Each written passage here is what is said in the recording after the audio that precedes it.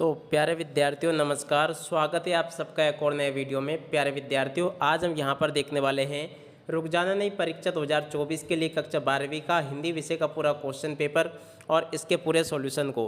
तो प्यारे विद्यार्थियों, यहाँ से आप लोग इस क्वेश्चन पेपर को पूरा देख कर जाइएगा, जिससे कि आपको पूरा का पूरा क्वेश्चन पेपर और इसका पूरा सॉल्यूशन समझ में आ सके। तो चलिएगा जल्दी से हम आगे बढ़ते हैं, देखते हैं समझते हैं कि रुक जाना नहीं परीक्षा 2024 कक्षा 12वीं का आपका हिंदी विषय का पूरा क्वेश्चन पेपर किस प्रकार का आएगा और आप सबको अपने पेपर का सॉल्यूशन कैसे पूरा कंप्लीट कर लेना चाहिए। टोटली A to Z सभी के सभी क्वेश्चंस बताऊंगा। तो चलो जल्दी से हम आगे बढ़ते हैं, समझते हैं कि आपका हिंदी विषय का पूरा क्वेश्चन पेपर किस प्रकार का होगा और आप सब लोगों को रुक जाना नहीं की परीक्षा की तैयारी के लिए इसको किस प्रकार से पूरा कंप्लीट कर लेना चाहिए। टोटली A to Z सभी के सभी क्वेश्चंस आज मैं यहाँ से आपको बताने वाला हूँ। तो चलो जल्दी से हम आगे बढ़ते हैं, देखते हैं और समझते हैं रुक जाना नहीं परीक्षा 2024 के लिए हिंदी विषय का पूरा क्वेश्चन पेपर और इसके पूरे सॉल्यूशन को। तो देखिएगा प्यारे विद्यार्थियों, ये रहा आपका पूरा क्वेश्चन पेपर। यहाँ से आप लोग इसको देख लीजिएगा। प्रश्न नंबर 1 लिखा है सही विकल्प चुनकर लिखिए। जी हाँ प्यारे विद्यार्थियों, सही विकल्प में अगर देखा जाए तो पहला क्वेश्चन पढ़ते हैं, दिन जल्दी जल्दी ढलता है गीत बच्चन के किस काव्य संग्रह से लिया गया है। तो देखिएगा प्यारे विद्यार्थियों, इसको लिया गया निशा निमंत्रण से। इसका राइट आंसर यह आ जाएगा। किस रस को रसराज कहा गया है, सेकंड नंबर का जो क्वेश्चन आपसे पूछा गया है, इसका राइट आंसर आपका यह आ जाएगा 12 नंबर का, जिसमें लिखा श्रृंगार रस। तीसरे नंबर के क्वेश्चन को पढ़ते हैं, जिटोत का अर्थ है। तीसरे नंबर का क्वेश्चन जिटोत का अर्थ होता है, तो देखिएगा प्यारे विद्यार्थियों, इसका अर्थ होता है जेठ का पुत्र। उसके बाद में अगला क्वेश्चन पढ़ते हैं, क्या लिखा है देखिएगा, अंगार उगलने का अर्थ है। तो देखिएगा प्यारे विद्यार्थियों, चौथे नंबर का जो क्वेश्चन दिया गया है, इसका राइट आंसर क्या आ जाएगा, इसका राइट आंसर आएगा कठोर वचन कहना। उसके बाद में पांचवा क्वेश्चन, मराठी भाषा में लिखी गई कहानी जूझ का हिंदी अनुवाद किसने किया था। तो देखिएगा प्यारे विद्यार्थियों, 5 नंबर का जो क्वेश्चन आपको दिया गया, इसका राइट आंसर आपका आ जाएगा केशव प्रथम वीर ने किया था। तो इसी प्रकार के क्वेश्चंस आप सब लोग यहाँ से इनको नोट कर लीजिएगा। अब इसके बाद में हम आगे बढ़ते हैं, अगले क्वेश्चंस देखते हैं। भारत में पहला छापाखाना खुला। तो देखिएगा प्यारे विद्यार्थियों, छठे नंबर का जो क्वेश्चन आपको दिया गया, इसका राइट आंसर आपका आ जाएगा 1556 में खुला। उसके बाद में रिक्त स्थानों में सही शब्द का चयन कर लिखिए। तो देखिएगा रिक्त स्थानों में पहला क्वेश्चन पढ़ते हैं, कविता के पंख लगा उड़ने के माने क्या जाने। तो देखिएगा प्यारे विद्यार्थियों, यहाँ पर आपको क्या लिखना है, चिड़िया क्या जाने। चिड़िया यहाँ पर आपको लिख लेना है। भक्ति काल को हिंदी पद्य साहित्य का माना जाता है। तो देखिएगा प्यारे विद्यार्थियों, भक्ति काल को हिंदी पद्य साहित्य का क्या माना जाता है, स्वर्ण युग। यहाँ से आपको क्या लिख लेना, स्वर्ण युग। उसके बाद में काव्य का शरीर को कहा जाता है। तो देखिएगा प्यारे विद्यार्थियों, काव्य का शरीर किसे कहते हैं, छंद को। उसके बाद में अगला क्वेश्चन पढ़ते हैं, क्या लिखा है, मेला आंचल उपन्यास के लेखक हैं। तो देखिएगा प्यारे विद्यार्थियों, चौथे नंबर का जो क्वेश्चन आपको दिया गया, उसका राइट आंसर क्या आ जाएगा, फणीश्वर नाथ रेणु। यहाँ से आपको लिख लेना है। उसके बाद में पांचवा क्वेश्चन, वाक्यों में किसी बात को साधारण रूप से कहा जाता है। तो देखिएगा प्यारे विद्यार्थियों, 5 नंबर का जो क्वेश्चन आपको दिया गया ना, इसका राइट आंसर आपका क्या आ जाएगा, यहाँ से आपको लिख लेना है। देखिएगा 5 नंबर के क्वेश्चन में आपको लिख देना है विधिवाचक। यहाँ से आपको विधिवाचक लिख लेना है। यशोधर बाबू मूल रूप से के रहने वाले थे। तो देखिएगा प्यारे विद्यार्थियों, कहाँ के, कुमाऊं के रहने वाले थे। संपादक के नाम पत्र स्तंभ को प्रतिबिंबित करता है। तो देखिएगा प्यारे विद्यार्थियों, ये किसको प्रतिबिंबित करता है, तो देखिएगा ये जनमत को प्रतिबिंबित करता है। इस प्रकार से यहाँ से आप सब लोग इनको देख लें। और उसके बाद में देखो प्रश्न नंबर 3 में आपसे जोड़ी पूछी जाएगी, तो जल्दी से आप लोग यहाँ से जोड़ी को भी देख लीजिएगा। जोड़ी के मिलान में पहली जोड़ी देखती हैं बादल राग। तो देखिएगा बादल राग की जोड़ी मिल जाएगी आपकी निराला से। वर्ण के बोलने में लगा समय, तो देखिएगा इसको कहते हैं मात्रा। पहलवान के ढोलक, तीसरे नंबर का जो क्वेश्चन पूछा गया, इसकी जोड़ी के मिलान आपका जा से हो जाएगा, फणीश्वर नाथ रेणु से। प्रश्नबोधक निपात शब्द, चौथे नंबर का क्वेश्चन, तो देखो इसकी जोड़ी का मिलान आपको कर लेना किससे, क्या कब से।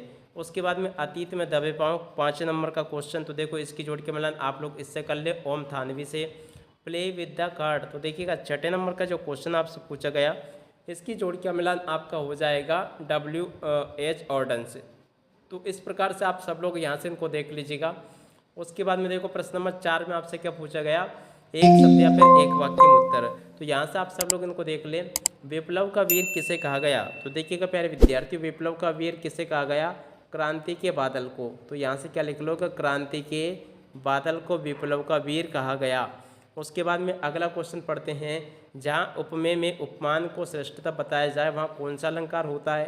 तो देखिए प्यारे विद्यार्थियों, सेकंड नंबर का जो क्वेश्चन लिखा है, उसमें आपका व्यतिरेक अलंकार होता है। कौन सा, व्यतिरेक यहाँ से आपको लिख लेना है। उसके बाद में अगला क्वेश्चन पढ़ते हैं, क्या लिखा है। हिंदी गद्य का जनक किसे माना जाता है। तो देखिएगा प्यारे विद्यार्थियों, हिंदी गद्य का जनक भारतेंदु युग को माना जाता है। तो देखो यहाँ पे आपको क्या लिखना, भारतेंदु हरिश्चंद्र। क्या लिख देना, भारतेंदु हरिश्चंद्र, इसका राइट आंसर आ जाएगा। उसके बाद में अगला क्वेश्चन, भारत का संविधान निर्माता किसे कहा गया। तो देखिएगा प्यारे विद्यार्थियों, यहाँ पर आपको लिख देना है डॉक्टर भीमराव अंबेडकर। क्या लिखोगे, डॉक्टर भीम और उसके बाद में राव और उसके बाद में अंबेडकर, यहाँ से आपको लिख देना है। तो ऐसे आप लोग लिख लें अंबेडकर, इसका राइट आंसर आ जाएगा। उसके बाद में अगला क्वेश्चन पढ़ते हैं। अपन ने यहाँ तक के क्वेश्चंस देख लिए थे, ये सभी के सभी क्वेश्चंस अपने हो गए थे। हिंदी गद्य का जनक किसे माना जाता है, ये भी अपना हो गया था। उसके बाद में देखिएगा डॉक्टर भीमराव, और उसके बाद में अगला क्वेश्चन अपन को पढ़ना था, पुनरुक्ति शब्द युग्म के उदाहरण आपको बताने हैं। तो देखिएगा पुनरुक्ति शब्द युग्म के उदाहरण क्या क्या है। एक तो आपका हो जाएगा धीरे और धीरे, एक तो धीरे धीरे। उसके बाद में देखो एक और कौन सा होगा, बार बार। धीरे धीरे और बार बार, यहाँ से आपको लिखना है ना, बार बार। उसके बाद में अगला, मोहनजोदड़ो नगर कितने हज़ार साल पुराना है। तो देखिएगा प्यारे विद्यार्थियों, इसका राइट आंसर क्या आ जाएगा, 5000 साल पुराना है। क्या लिखोगे यहाँ से आप लोग, 5000 साल पुराना, इस प्रकार से लिख लें। कौन सा स्तंभ जनमत को प्रतिबिंबित करता है। तो देखिएगा अपन ने देख लिया था। अब इसके बाद में देखिएगा अगले क्वेश्चंस देखते हैं और क्या क्या आपसे पूछे जाएंगे। तो देखो यहाँ पर आपसे सत्य असत्य पूछे गए हैं। तो देखिएगा प्यारे विद्यार्थियों, आपका जो क्वेश्चन रहा था ना, ये वाला, कौन सा स्तंभ जनमत को प्रतिबिंबित करता है। तो ये देखो यहाँ पर आपको लिख देना है संपादकीय। क्या लिखोगे, संपादकीय, या संपादक के नाम पत्र भी आप लोग यहाँ पर लिख सकते हो। उसके बाद में देखो इन प्रश्नों को देख ले, सत्य सत्य को। सत्य सत्य में पहला क्वेश्चन, कविता सृजन के लिए शब्द रूपी बीज को कल्पना रूपी खाद की आवश्यकता नहीं होती। तो देखो ये बिल्कुल आपका असत्य हो जाएगा। उसके बाद में आँखियाँ हरि दर्शन की प्यासी में वियोग श्रृंगार होगा। तो देखो ये बिल्कुल आपका सत्य होगा। क्रदन का अर्थ प्रसन्न होना है। तो देखो ये भी आपका असत्य होगा। गुरुत्वाकर्षण तकनीकी शब्द है। तो देखो ये भी तीसरा भी आपका असत्य होगा।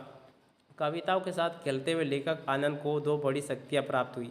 5 नंबर का जो क्वेश्चन लिखा है, देखिएगा ये भी आपका जो 5 नंबर का क्वेश्चन दिया गया है, ये भी आपका क्या हो जाएगा, सत्य। और उसके अलावा देखो 4 नंबर का जो क्वेश्चन था ना, ये भी आपको सत्य कर लेना है। उल्टा पिरामिड शैली को 2 भागों में बांटा गया, 6 नंबर का क्वेश्चन। तो देखिएगा प्यारे विद्यार्थियों, ये आपका क्या हो जाएगा, असत्य। इस प्रकार से आप सब लोग इनको देख लें। और बाकी के क्वेश्चन ये यहाँ पर आपको दिए गए हैं, तो आप सब लोग इनको भी देख लीजिएगा। टोटली आपके पेपर में इसी प्रकार के क्वेश्चंस परीक्षाओं में पूछे जाएंगे, जिस प्रकार के कि मैंने आपको बताए। तो आप सब लोग इनको अच्छे प्रकार से कंप्लीट कर ले, ताकि आप सब लोग अपनी परीक्षाओं के पेपर में इनको अच्छे से लिख कर आ सके। तो देखो यहाँ तक के सभी क्वेश्चंस मैं आप सबको बता चुका हूँ। तो आप सब लोग इनको अच्छे से कंप्लीट कर लीजिएगा, ताकि आप सब लोग अपनी परीक्षाओं के पेपर में इनको अच्छे प्रकार से लिख कर आ सके। अब देखिएगा प्यारे विद्यार्थियों, इसी के साथ में इस वीडियो को यहीं पर पूरा करते हैं। नमस्कार, जय हिंद, जय भारत।